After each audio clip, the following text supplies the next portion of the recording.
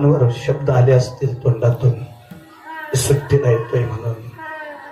आज सगळे जवान सुट्टीला निघाले होते. सगळे जवान सुट्टीला निघालेले असताना गाडी निघाली. गाडी फक्त विमानतळापर्यंत यायची होती.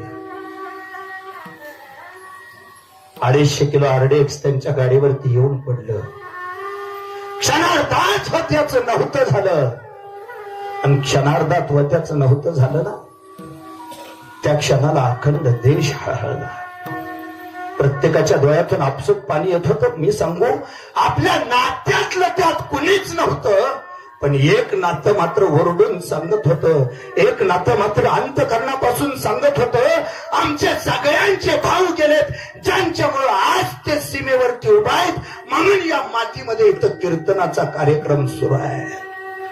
जर ते तिथं सीमेवर उभा नसते ना, तर आपल्याला शब्द सुद्धा बोलायची परवानगी राहिली नसती. जर ते सीमेवर उभा राहिले नसते, तर तुम्ही आम्ही कुणीच सुरक्षित आयुष्य सुद्धा जगू शकलो नसतो. आज त्या क्षणाला त्यांच्यावरती 250 किलो RDX येऊन पडलं आणि तेवढ्या सगळ्या जवानांचं क्षणार्धात होत्याचं नव्हतं झालं. अखंड देश हळहळला. प्रत्येकाच्या डोळ्यातून पाणी येत होतं. कोण मेलं माहिती नव्हतं. सांगू, ह्याच्याबद्दल जास्त सांगण्यापेक्षा फक्त गेल्या वर्षीचा दिवस आठवा ना. देशमुखवाडीत गेल्या वर्षी काय वातावरण तयार झालं. निरोप आला होता, कुणाजवळ तरी निरोप पोहोचला होता. सगळ्यांना सांगितलं होतं, पण आईला सांगितलं नव्हतं. का? ती आई आहे, तिचं ते अंतकरण आहे. अख्खं गाव अगदी डोळ्यातून पाणी आणून रडत होतं. राजेंद्र दादाचा निरोप येऊन धडकला होता. दिवाळीला येतो म्हणला होता राजा. आई वाट बघत होती, आता झाली दिवाळी, येईल एका दिवशी म्हणून. परिवार वाट बघत होता. त्याच्यापेक्षा सांगू, ते लहान लहान 2 लेकरं आहेत ना, रोज आईला विचारायची, आई पप्पा कधी येणार आहेत ग? डोक्यावरून हात फिरवून ताई रोज सांगत असेल लेकरांना, बाळांनो यायच्या आत, लवकर यायच्या आत. सांगायला जोपर्यंत माहिती होत सीमेवरती लढतायत तोपर्यंत सांगत असतील, यायच्या बाळांनो यायच्या. तर गेले वर्ष झालं, पोरांनी 4-5 वेळा तरी विचारलाच, आई पप्पा कधी येणार आहेत? अंगानं उत्तर गेले वर्ष झालं. काय सांगितलं असेल त्या माऊलीनं त्या लेकरांना, कधी येणार तुमचा बाप? आज त्या जवानांची प्रेत जेव्हा घरी पाठवण्यात आली ना, इतर ओळखताच आली नाही. अर्धा किलोपेक्षा लहान मांसाचे तुकडे झाले होते. त्या जवानांची प्रेत जेव्हा घरी पाठवण्यात आली, त्या प्रेताला अग्नी देत असताना अगदी समस्त अधिकारी त्या ठिकाणी जमा झाले होते. पण त्यावेळेस त्या जवानाची आई एका अधिकाऱ्याच्या समोर जाते. त्या अधिकाऱ्याच्या समोर जाऊन त्या साहेबाला विचारते, साहेब मला तुम्हाला एक प्रश्न विचारायचा आहे. ते साहेब म्हणले, बोला, कोणता प्रश्न विचारायचा आहे? साहेब मला एकच विचारायचंय, माझ्या बाळाची उंची जर अर्धा इंच कमी असती तर तुम्ही त्याला भरती करून घेतला असता का? साहेबांनी नाही म्हणून मान हलवली. त्या आईनं त्या साहेबाचा हात हातात घेतला आणि आई त्या साहेबाला घेऊन त्या प्रेतापर्यंत गेली. ज्याचे हात दिसत नव्हते, ज्याचे पाय दिसत नव्हते, नुसते अर्धा किलो मांसाचे गोळे ठेवले होते. त्या आई त्या साहेबाला विचारत होती, साहेब माझ्या पोराची जर समजा उंची अर्धा इंच कमी असती तरी तुम्ही भरती करून घेतला नसता. सांगा ना मग, माझा बाबू तुमच्याकडे येताना 6 फुटाचा आला होता, तुमच्याकडे अर्धा किलो मांसाचे तुकडे कसे देऊ? सांगा ना, कसे तुमच्याकडून अर्धा किलो मांसाचे तुकडे हातात घेऊ? महाराज. ती माता डोळ्यात पाणी आणून रडत होती. त्या क्षणाला सांगत होती, साहेब अहो गेले कित्येक दिवस झाले त्याची ती दोन्ही लेकरं विचारतायत आमचे बाबा कधी येणार आहेत. सांगा ना तुम्ही, मी त्यांना काय उत्तर देऊ. साहेबाकडे त्या प्रश्नाचं उत्तर नव्हतं महाराज. अगदी मिलिटरीच्या नियमानुसार त्यांच्यावरती अग्निसंस्कार झाले आणि जाताना एका अधिकाऱ्यानं त्या पोराच्या डोक्यावरती हात ठेवला आणि त्या लेकराला विचारलं, बाळा काय होणार मोठा झाल्यावर.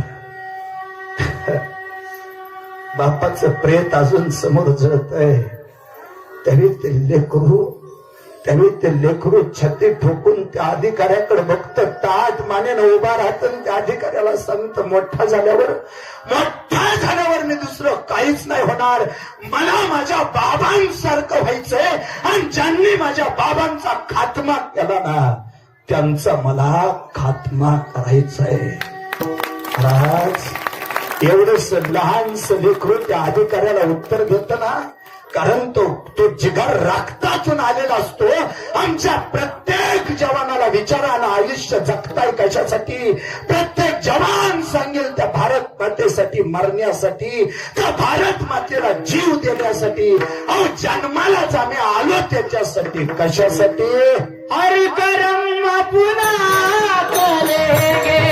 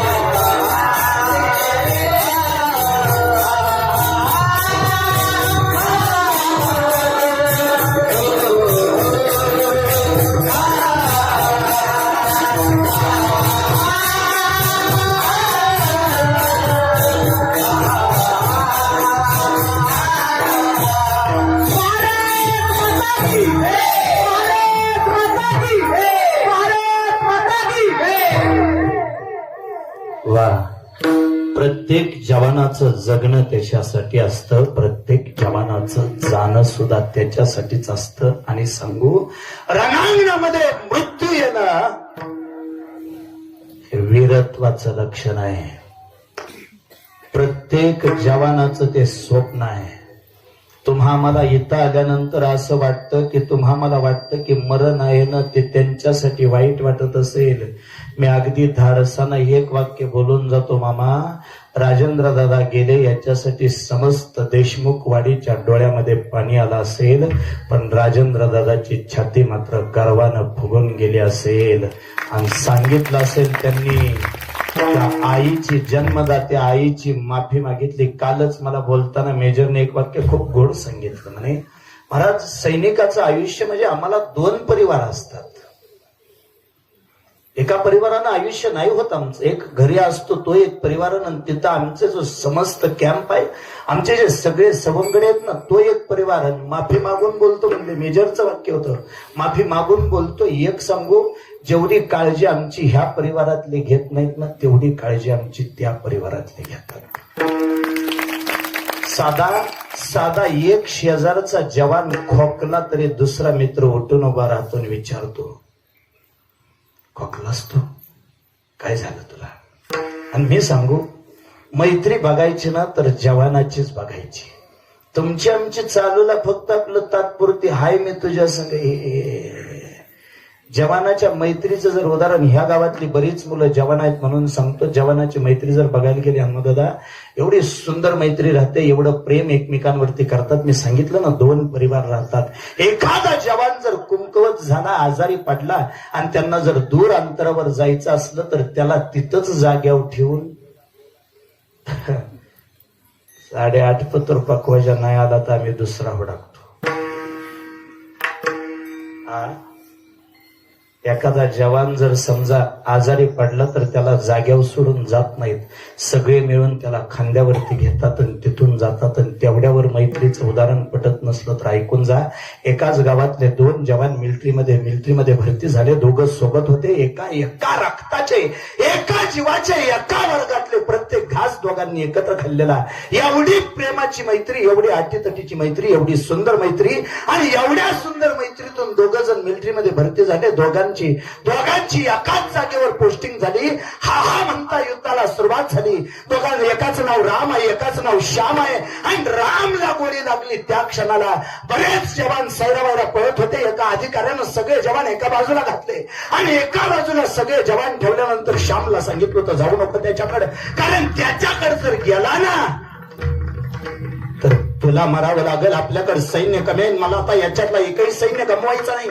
तू तुझ्या मित्रासाठी स्वतःचा जीव नाही धोक्यात घालू शकत, कारण तुझा जाणं म्हणजे माझा एक सैनिक कमी होण्यासारखा आहे. तू अजिबात जाऊ नको म्हणून हात धरून रामला ओढत होता. श्यामला ओढत होता. रामला गोळी लागली होती.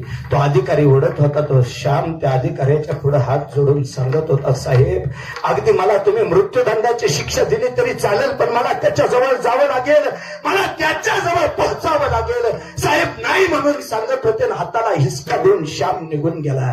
जाता जाता श्यामच्या खांद्याला एक गोळी लागली आणि श्यामच्या खांद्याला गोळी लागल्यानंतर श्यामच्या दगडाच्या पाठीमागे राम लपला होता. त्या दगडाच्या पाठीमागे गेला. राम श्यामच्या मांडीवरती स्वतःच डोकं ठेवलं. एक मोठा श्वास घेतला आणि रामच्या आयुष्याचा शेवट झाला. ऐकताय?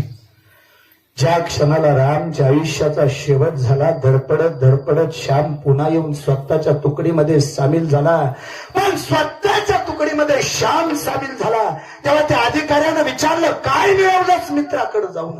अरे काय कमवलंस मित्राकडे जाऊन? असा पण तो मेला, तसा पण तो मेला, तो मरणारच होता, मग तू कशासाठी गेला? तेव्हा जवानाची मैत्री काय असते याचं उत्तर श्यामने दिलं. श्यामने सांगितलं होतं, मृत्यूच्या दारात असताना माझा मित्र माझ्याकडे आशेने बघत होता. मला माहिती होतं तो माझी वाट बघतोय. मी त्याच्यापर्यंत गेलो, त्याची मान स्वतःच्या मांडीवर घेतली आणि सांगू मला तिथे गेल्यावर काय मिळालं? तो मला एकच शब्द म्हणाला होता, श्याम. माहिती होतं मला लाखो सैनिक पुढे असताना सुद्धा माझा मित्र माझ्या अखेरच्या क्षणाला माझ्या जवळ येऊन उभा राहणार. ही जवानाची मैत्री. राज त्याच्यासाठी रक्त तसं लागतं, त्याच्यासाठी जगणं तसं लागतं. आणि मुळात ज्या मातीमध्ये आम्ही जन्माला आलो ना, ती मातीच त्यागाची आहे, ती मातीच बलिदानाची आहे, ती मातीच सामर्थ्याची आहे. ज्या मातीमध्ये इतिहासच लिहिला गेलाय तो त्यागाचा इतिहास लिहिलाय. भोगाचा इतिहास महाराष्ट्राच्या मातीला माहितीच नाही. आणि एवढ्यावर पटत नसलं तर नीट ऐकून जा. घोडखिंडीवरती बाजीप्रभू देशपांडे लढत होते. लढता बाजीप्रभूंच्या लक्षात आलं कदाचित समोरचं सैन्य आपल्याला आवरणार नाही. बाजीप्रभू जीवाची बाजी लावून लढत होते. एवढा म्हातारा माणूस, पण कळत नव्हतं सिद्धीला नेमकं काय करावं. कुणीतरी जवळ आलं आणि सांगितलं, तो तसा म्हातारा ऐकायचा नाही. रक्ताने लालबुंद झालेला म्हातारा तसा ऐकायचा नाही. त्याला संपवायचं झालं तर त्याला रायफलीतून गोळी घातली पाहिजे. त्या काळात रायफल वापरली त्या अधिकाऱ्यानं आणि त्या क्षणाला गोळी घालण्यात आली. त्या क्षणाला घातलेली गोळी थेट काळजाला जाऊन भेटली. त्या क्षणाला काही जण भाला सांभाळायला होते, काही जण तलवारी सांभाळायला होते. दोन्ही बाजूने ते सगळे शर्तीचे प्रयत्न केले जात होते. बाजीप्रभू कसाच ऐकत नाही. हा म्हातारा पडल्याशिवाय आपल्याला खिंड सर होणार नाही हे कळालं होतं सगळ्यांना. आणि एवढंच सगळं घडत असताना बाजी काका एकच विचारत होते, तोफांचा आवाज आला का? रक्त आहे जवानाचं, रक्त आहे सैनिकाचं.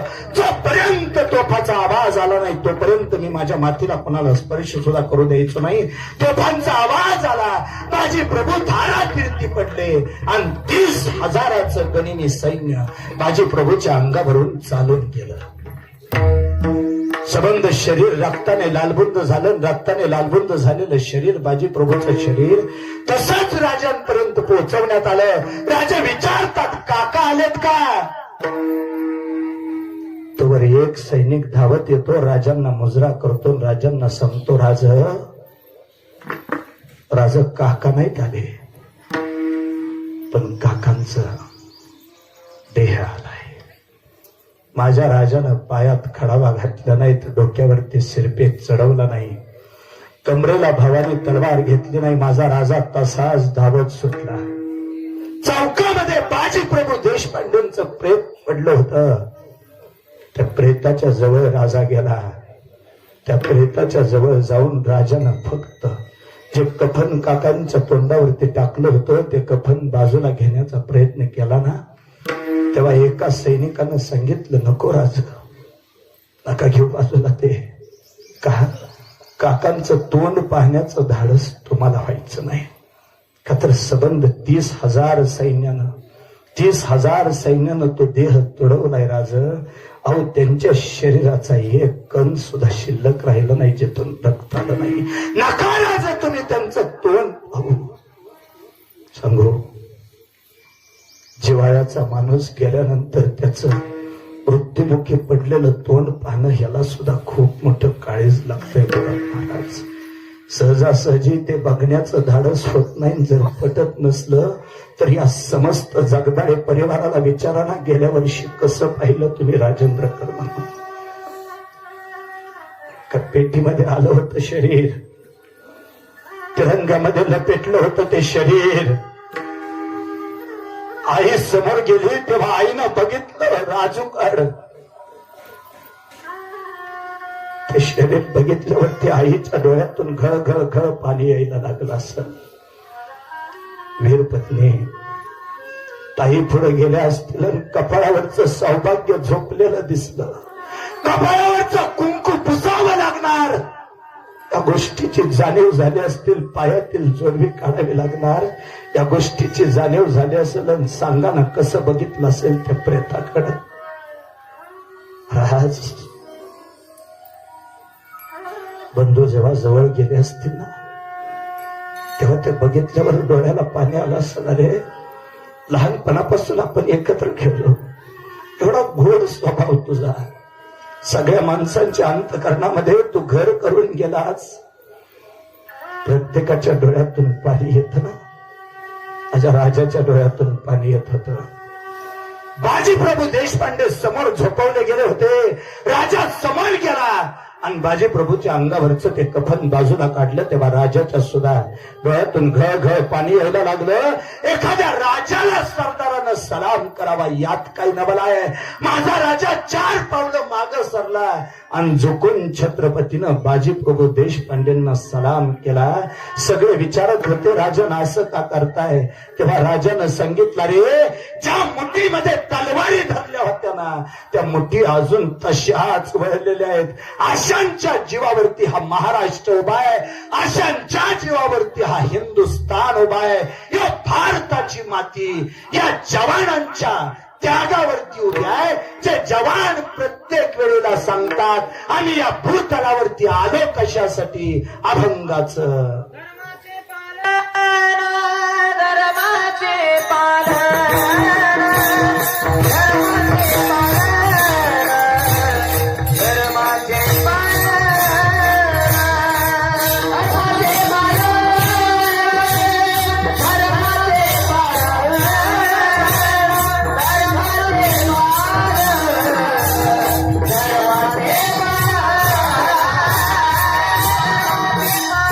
Yeah.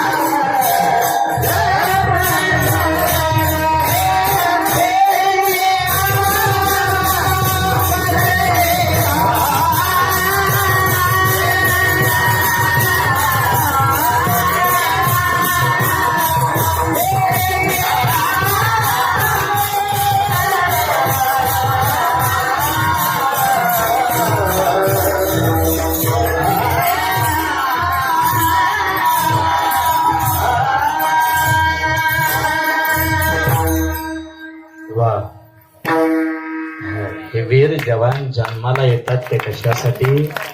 धर्माचे पालन करणे, पाखंड खंडन. आणि बारकाईने ऐकून जा. जसा देवाचा एक धर्म आहे, संतांचा एक धर्म आहे, जीवाचा एक धर्म आहे, तसा जवानाचा एक धर्म आहे. देवाचा धर्म सुरुवातीला सांगितला. संतांचा धर्म म्हणत असाल तर संतांचा धर्म अगदी सोप्या भाषेमध्ये, जे काळांची व्यंकटी सांडो, हा संतांचा धर्म आहे. आयुष्य सुखी समाधानाने जगणं हे जीवाचा धर्म आहे. आणि जवानाच्या धर्माच्या बाबतीत बोलायचं झालं तर जवानाला, वाक्य नीट आणि बारकाईने ऐकून जा, जवानाला देशासाठी जगण्यापेक्षा देशासाठी मरण्यामध्ये स्वतःचा धर्म वाटतो. ते तेवढ्या अधिकारानं जगतात पण तेवढ्या अधिकारानं जग सोडून जातात पण ते तसे बुजदिलासारखे जात नाहीत. मी एक वाक्य थोडस धाडसानं बोलून जातो. जवान गेल्यावरती निश्चित परिवाराला दुःख होतं. तुम्ही आम्ही सगळ्यांनी डोळ्यातून पाणी आणणं ही सहज भावना आहे. पण माझं मत आहे, दुःखापेक्षा आम्हाला अभिमान जास्त झाला पाहिजे. दुःखापेक्षा आम्हाला त्या गोष्टीचा गर्व जास्त वाटला पाहिजे. का तर आमच्यातलं एक लेकरू भारत मातेसाठी शहीद झालं. आणि एवढ्यावरती जर पटत नसलं तर थेट ऐकून जा. 12 वर्षाचं वय आहे. मावशीच्या घरी आला होता. मावशीचं नाव आहे सरस्वती आणि मावशीची एक मुलगी आहे, त्या मुलीचं नाव आहे बेला. प्रसंग अमृतसर मधला आहे, जुना प्रसंग आहे. आणि अमृतसर मध्ये तो प्रसंग घडत असताना ते सगळं 12 वर्षाचं लेकरू बघत होतं. 12 वर्षाचं लेकरू बघत होतं. आज अमृतसर मध्ये जालियनवाल्या बागेत भारतातले खूप मोठे पुढारी यायचे होते. आणि जुन्या काळात पुढारी आला की त्याला बघायला गर्दी व्हायची. सगळी माणसं त्या पुढाऱ्याला बघायला जाणार होती. खूप मोठे नेते तिथे येणार होते. आणि सगळी माणसं जाणार म्हणून त्या लहानशा असणाऱ्या बेलानं आई सरस्वतीला एक वाक्य विचारलं, आई सगळी माणसं जाणार आहेत, मग माझ्या आजोबांबरोबर मी जाऊ का? आजोबांचं नाव होतं करतार सिंग. मी जाऊ? उत्तर नीट ऐका. आईनं सांगितलं, जा बाळा, निश्चित जा. अगं ज्या भारतामध्ये आपण जन्माला आलोय त्या भारतासाठी जी माणसं आयुष्य वेचतात ना, त्यांचं आयुष्य बघणं हे तुमचं आमचं काम आहे. त्यांचा आदर्श घेणं हे तुमचं आमचं काम आहे. जा बाळा. पण बेला आयुष्यभर लक्षात ठेव, आता तिथं गेली, तिथं गेल्यानंतर कदाचित ओडवायर नावाचा एखादा इंग्रज अधिकारी येऊ शकतो आणि तो अधिकारी त्या माणसांवरती गोळ्या झाडू शकतो. मी तुला जायला नकार देत नाही बाळा, नाही देत मी तुला जायला नकार. फक्त माझी एकच इच्छा आहे, ज्या वेळेला मी तुझं प्रेत घ्यायला त्या बागेमध्ये येईल. आईचं वाक्य आहे, ज्या वेळेला मी तुझं प्रेत न्यायला त्या बागेमध्ये येईल ना, तेव्हा बेला मला एकच दिसावं, तुझ्या पाठीला गोळी लागली नसली पाहिजे, तुझ्या छातीला गोळी लागलेली असली पाहिजे. येईल तुझं प्रेत न्यायला, हरकत नाही, तू जा बिंदास्त, मी तुझं प्रेत न्यायला येईल, पण पाठीला गोळी लागून घेऊ नको. गोळी जर लागली ना तर गोळी तुझ्या छातीला लागली पाहिजे. एखाद्या अधिकाऱ्यानं जर तुझ्यावरती गोळी झाडली ना तर भारत मातेची सेवा करत असताना भारत मातेसाठी जीव द्यायची संधी मिळाल्यावर त्या संधीला पाठ देऊन पळू नको. नितड्या छातीनं त्या संधीचं सोनं कर आणि छातीवरती गोळी झाडून घे. ऐकले करा, कारण थेट सांगून जाते, अरे स्वतःच्या घर कुटुंबासाठी मरणं कुणाच्या बी नशिबाला असतं, भारत मातेसाठी मरणं तसं कुणाच्या नशिबात येत नसतं. ते कुणाच्या बी नशिबात येत नसतं. ते सगळं ते 12 वर्षाचं लेकरू बघत होतं. आणि ज्या वेळेला बेला तिथं गेली, मैदानामध्ये गेली, बेलावरती बेछूड गोळीबार झाला. बारकाई नाही का, ते 12 वर्षाचं लेकरू ते सगळं उघड्या डोळ्यानं बघत होतं. सरस्वती असणारी बेलाची आई बेलाचं प्रेत आणण्यासाठी गेली. जालियनवाल्या बागेमध्ये, बंद करा ते, जालियनवाल्या बागेमध्ये ती प्रेत आणण्यासाठी गेली. आणि ज्या क्षणाला ती प्रेत आणण्यासाठी गेली होती ना, त्या क्षणाला तिनं बघितलं कोणीतरी त्या सरस्वतीचा पाय धरला होता. आणि सरस्वतीला एवढंच सांगत होता, आई आई मला थोडं पाणी देता का? सबंध बागेमध्ये सरस्वती पाणी शोधत होती. कुठंच पाणी मिळालं नाही आणि शेवटी पाणी नाही हे सांगण्यासाठी त्याच्याजवळ गेली ना, तेव्हा तो संपून गेला होता. दुसऱ्या कोणीतरी सरस्वतीच्या समोर हात जोडले आणि सरस्वतीला हात जोडून सांगितलं, आई माझं 5-6 वर्षाचं लेकरू पलीकडे थांबलंय. एक करता मी मरायला लागलोय, पण माझं लेकरू तेवढं जिवंत असलं तर त्याला घेऊन घरी जा. बघितलं तिनं बाजूला तर 5-6 वर्षाच्या लेकरावरती बेछूट गोळीबार झाला होता. पण तिला माहिती होतं उठून हा बघू शकत नाही. त्यावेळेला त्या सरस्वतीनं त्याला सांगितलं, काळजी करू नका, मी तुमचं बाळ घेऊन जाईल. तेवढा एकच विश्वासाचा शब्द ऐकला आणि त्या बापानं स्वतःचे डोळे मिटले. एक ना अनेक 1600 माणसं जालियनवाल्या बागेमध्ये मरून पडली होती. सरस्वती स्वतःचं लेकरू शोधत होती, नाही शोधता आलं तिला. ते बाळ तिला सापडला नाही, पण कुठून तरी एक गोळी आली आणि आलेली गोळी सरस्वतीच्या थेट छातीमध्ये घुसली. सरस्वतीला म्हणजे त्या 10-12 वर्षाच्या पोराच्या मावशीला लागली. त्याच ठिकाणी मावशी धारातीर्थी पडली. 10-12 वर्षाचं पोरग घरातून बाहेर निघालं. शाळेतून दौत आणली होती, शाळेतून शाईची बाटली आणली होती. ती शाई खाली वतून दिली आणि ते जालियनवाल्या बागेत आलं. बागेत आल्यानंतर तिथं जी रक्ताची होळी झाली होती ना, त्या रक्ताच्या होळीतून थोडीशी लाल माती स्वतःच्या जवळ घेतली. ती शाळेतून आणलेली शाईची बाटली घेतली, ती लाल माती त्या बाटलीमध्ये भरली आणि ती बाटली स्वतःच्या घरी घेऊन गेलं. एक रुमाल घेतला पांढरा, 4-2 फुलं घेतली, त्या रुमालावरती ती फुलं टाकली, त्याच्यावरती ती माती टाकली, तो रुमाल स्वतःच्या खिशात ठेवला. 12व्या वर्षी कळालं होतं जगायचं असतं मातीसाठी, मरायचं असतं सुद्धा मातीसाठीच. तिथून पुढं तो पोरगा जगत राहिला, जगत राहिला, जगत राहिला. हा म्हणता तो एवढा मोठा झाला की इंग्रज अधिकाऱ्यांना सळो की पळो करून सोडलं. त्याच पोराला फाशीची शिक्षा दिली होती. आणि ज्या क्षणाला त्या पोराला फाशीची शिक्षा दिली, दिवस नीट ऐकून जा, 23 मार्च 1931 फाशी देण्यात येणार होती. ज्या दिवशी फाशी द्यायची ना, त्याच दिवशी सकाळी ती पोरग तुरुंगात व्यायाम करत होत. ज्या दिवशी फाशी द्यायची, भारत मातेसाठी फासावरती चढायचंय, त्या दिवशी ते पोरग तुरुंगात व्यायाम करत होत. सोबत होते सुखदेव आणि राजगुरू आणि त्या पोराचं नाव होतं भगतसिंग. ते पोरग त्या वेळेला व्यायाम करत होत. कुणीतरी इंग्रज अधिकारी आला आणि भगतसिंगाकडे बघितलं आणि हसला भगतसिंगाला. आता व्यायाम करून काय उपयोग आहे? अरे थोड्या वेळात तुला फासावरती द्यायचंय, थोड्या वेळात तुला मरून जायचंय.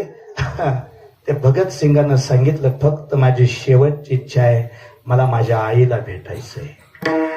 ऐका नीट, वीर माता होणं सोपं नाही, त्याला पदराला विस्तव बांधावा लागतो. आज तुम्ही आम्ही सगळेजण शहीद म्हणून किती जरी गप्पा मारल्या तरी ज्या मातेचा मुलगा गेलाय तिला ते दुःख आहेच ना. भगतसिंगाची आई तिथं आली आणि भगतसिंगाकडे बघितलं आणि भगतसिंगाची आई जोर जोराने हसली, माघारी गेली. हसली, रडली नाही, डोळ्यात पाणी येऊन दिलं नाही. भगतसिंग त्या आईकडे बघतात आणि सांगतात, धन्य माते, माझा पुनर्जन्मावर विश्वास नाही, पण मिळालंच कधी पुनर्जन्म तर या भारताच्या मातीतच घेईल आणि तुझ्याच कुशीत घेईल का? तर स्वतःचं लेकरू भारत मातेसाठी मरत असताना तू त्याला हसताना प्रोत्साहन देते. आई निघून गेली आणि ती तिन्ही पोरं फासावरती निघाली होती. तेव्हा तिन्ही पोरं हसत होती. जो फाशी देणारा जल्लाद होता ना, तो म्हणत होता, आजपर्यंत असली फाशी कधीच बघितली नाही. फासाच्या तख्तावरून माणसं पळून जातात, फासाच्या तख्तावरून पोरं पळून जातात आणि तुम्ही तिघं हसत हसत हसत मेरा रंग दे बसंती चोला म्हणत किंवा कर चले हम पिदा जानो तन साथियों, अब तुम्हारे हवाले वतन साथियों म्हणत हे फासावरती चढत होते. नीट ऐका, देशासाठी मरणं म्हणजे काय. फासावर चढत होते आणि त्या जल्लादाला एकच सांगितलं, फाशी देताना जी तोंडावर काळी पिशवी बांधताना लावू नका आमच्या तोंडावरती ती काळी पिशवी. फाशी द्यायची ना, द्या फाशी, पण ऐका नीट, आमच्या तोंडावरती काळी पिशवी बांधू नका. का तर जोपर्यंत श्वास आहे तोपर्यंत या भारत मातेचं मला दर्शन व्हावं आणि ही भारत माता मला बघता यावी, ही माझी भावना आहे. त्या अधिकाऱ्यानं फासावर चढताना शेवटचा ना अखेरचा प्रश्न विचारला. अरे मला मगाचपासून एक प्रश्नाचं उत्तर नाही मिळालं. आता फासावर चढणार आहे तर मग व्यायाम का म्हणून करत होता. उत्तर ऐका, भगतसिंगांनी किती गोड दिलंय. आता फासावर चढणार आहे तर मग व्यायाम का म्हणून करत होता. तेव्हा भगतसिंग सांगतात, अरे भारत मातेच्या कामी येणं कुणाच्या बी नशिबाला नसतं. माझं हे देहरूपी पुष्प मला भारत मातेच्या चरणावर अर्पण करायचं होतं आणि माझं देहरूपी पुष्प भारत मातेच्या चरणावर अर्पण करताना ते सुकलेलं असू नये, ते सदैव फुललेलं असावं म्हणून मी व्यायाम करत होतो. माझं हे देहरूपी पुष्प मी फुलवलं आणि मग भारत मातेच्या चरणावरती अर्पण केलं. कारण मला माहिती आहे भारत मातेसाठी मरणं हा जवानाचा धर्म आहे. महाराज, जवानाचा धर्म कळाला